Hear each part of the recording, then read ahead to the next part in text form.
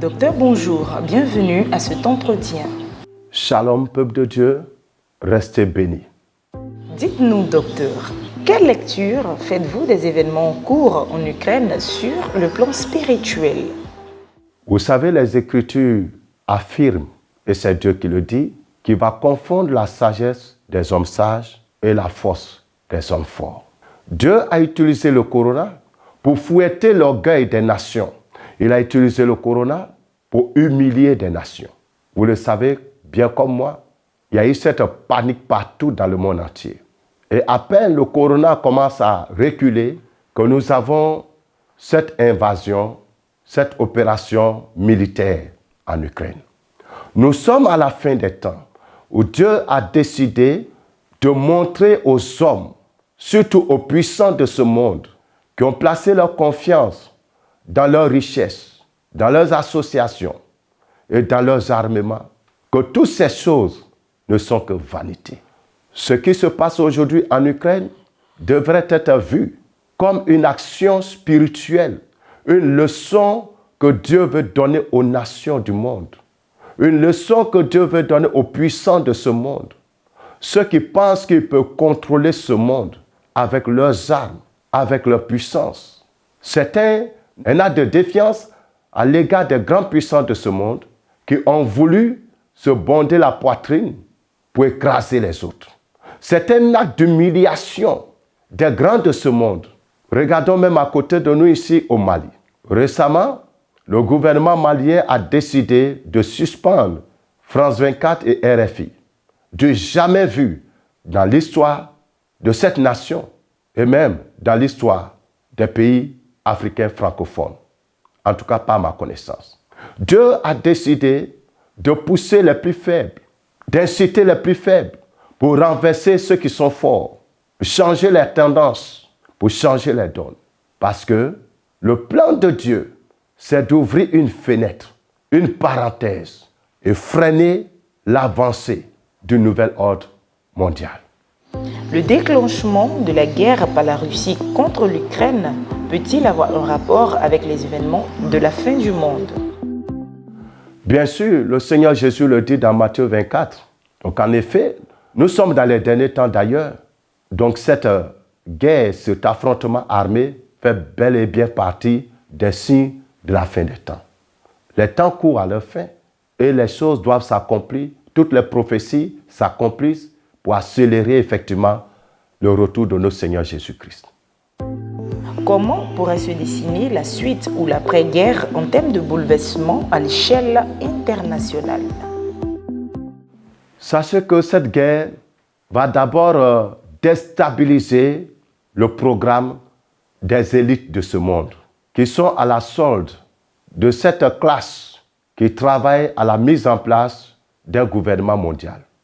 À la sortie de cette guerre, la méfiance entre les nations va se renforcer.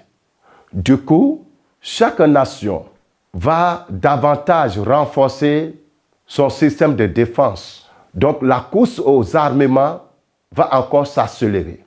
Les systèmes économiques des différentes nations vont également être modifiés, tirant leçon de ce qui est en train de se passer présentement. Donc de plus en plus, les nations vont se renfermer sur elles-mêmes. Elles vont chercher à être indépendantes. Même s'il faut garder une main, il faut toujours continuer à travailler avec d'autres nations. Mais de plus en plus, les nations vont commencer à se replier sur elles-mêmes pour se rendre beaucoup plus indépendantes. Aussi, l'hégémonie des grandes nations, ou encore l'hégémonie que certaines nations, certains groupements avaient sur les autres, sera brisée. De nouveaux blocs, beaucoup plus disparates, vont certainement se former et d'autres économies vont davantage s'élever au-dessus de d'autres économies. Et de plus en plus, nous allons assister à des révoltes dans des nations. Beaucoup de peuples qui se sentent oppressés, opprimés, vont se révolter contre les systèmes qui les oppressent, les systèmes impérialistes, colonialistes, etc. Donc il va y avoir un sentiment d'affranchissement. Les uns et les autres vont vouloir s'affranchir de la domination de telle ou telle autre puissance. Comme je le disais tout à l'heure, nous assistons déjà à ce qui se passe actuellement à côté de nous ici au Mali. Cette volonté de s'affranchir, cette volonté d'assumer sa souveraineté va être beaucoup plus pressante dans le cœur des peuples.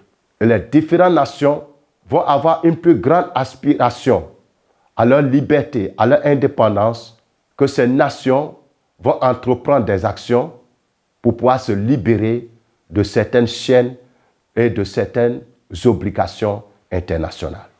Dans cette foulée, je l'ai déjà dit, mais je le répète, les Européens vont constater les dégâts économiques, les difficultés économiques, et une partie de l'Union européenne va perdre confiance aux Américains, et cette partie-là va donc chercher à traîner les pas par rapport à cette alliance entre l'Europe et les États-Unis.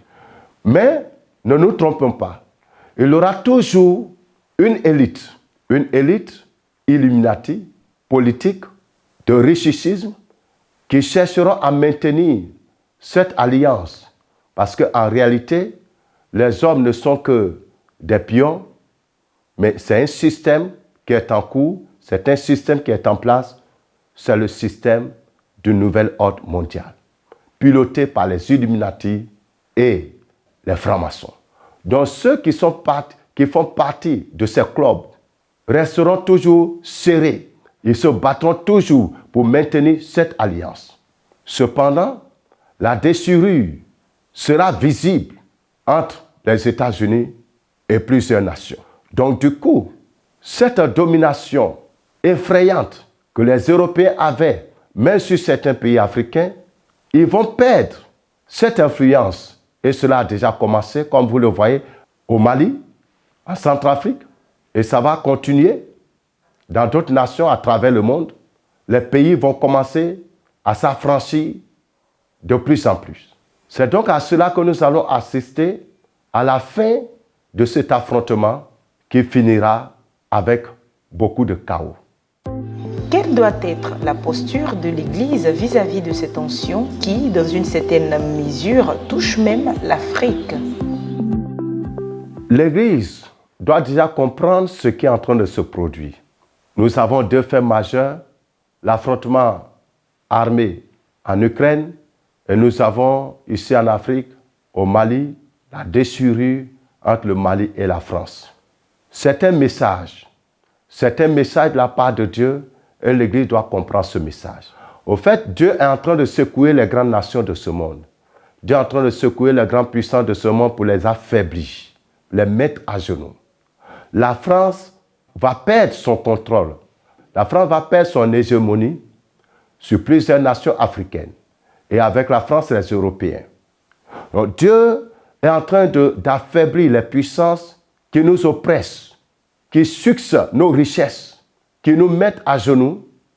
Le Seigneur est en train de les secouer, les dépouiller de cette capacité de semer la terreur sur nous. Dieu ouvre cette brèche pour une raison. En réalité, et vous devez le savoir, la Russie a décidé d'opérer cette action militaire en Ukraine parce qu'elle a constaté que les Américains sont en train de prolonger l'établissement de l'OTAN à ses frontières, ce qui est contraire aux décisions qui ont été prises après la Seconde Guerre mondiale. De plus en plus, l'OTAN est en train d'absorber les pays de l'Est, contrairement aux accords qui ont été signés. Et qui est derrière l'OTAN? Ce sont ces Occidentaux et les Américains qui, pour la plupart, sont des pions de l'élite Illuminati et maçonnique à la solde du système qui est en train d'être mis en place, le système donc du nouvel ordre mondial. Le fait que nous assistons à ces deux événements, l'un en Afrique, l'autre en Europe, est un signe que Dieu veut freiner la mise en place de ce système dans les nations. Dieu veut empêcher la formation, la solidification de ce système dans les nations, afin de donner une opportunité au monde, aux nations, d'affirmer leur souveraineté économique, militaire, politique. Parce que jusqu'à présent, ce n'est pas le cas dans la plupart des nations du monde. L'Église doit donc faire cette lecture que Dieu ouvre une fenêtre. Dieu montre que les grandes puissances de ce monde peuvent être mises à genoux. Ces puissances qui sont les symboles physiques des forces spirituelles, des forces des ténèbres, ces puissances qui sont les branches politiques et militaires et économiques de ce système luciférien, Dieu est en train de les mettre à genoux. Dieu est en train de les affaiblir. Pour laisser libre cours au réveil de conscience, à une nouvelle génération, à un nouveau peuple, un peuple réveillé, un peuple qui puisse affirmer son identité, sa souveraineté et jouir de ses richesses. Mais au-delà des retombées politiques, économiques, etc., la chose la plus importante pour l'Église, c'est la manifestation du Saint-Esprit. Parce qu'avant que le nouvel ordre mondial n'arrive à former son gouvernement mondial, le Seigneur Dieu lui-même d'abord va occuper le monde par le feu du Saint-Esprit. Dieu veut établir un gouvernement. Dieu veut établir un règne par le réveil spirituel où l'Église va être enflammée par la puissance du Saint-Esprit pour mettre à genoux des hommes et des femmes de haut rang qui vont capituler devant la Seigneurie de Christ.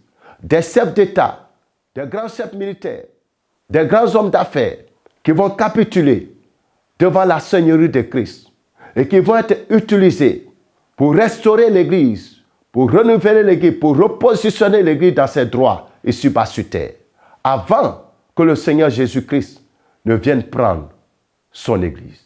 C'est donc le moment pour le corps de Christ de réellement se réveiller. Je dis réveiller les héros. De vos sceptres, former des épées. C'est le temps de prier, de continuer à prier afin que le jugement de l'Éternel s'exerce davantage sur les forces illuminatées maçonniques dans toutes les nations du monde. Parce que ce sont eux qui s'introduisent dans nos élections, qui créent les guerres et qui font en sorte et qui manipulent les économies pour tenir sous leur règne, sous leur domination, les différents peuples. Jésus-Christ veut s'appuyer sur son Église pour restaurer les nations. Jésus veut s'appuyer sur son Église pour rétablir chaque peuple dans ses droits. Et c'est le moment. Lèvons-nous, ne dormons pas. Shalom.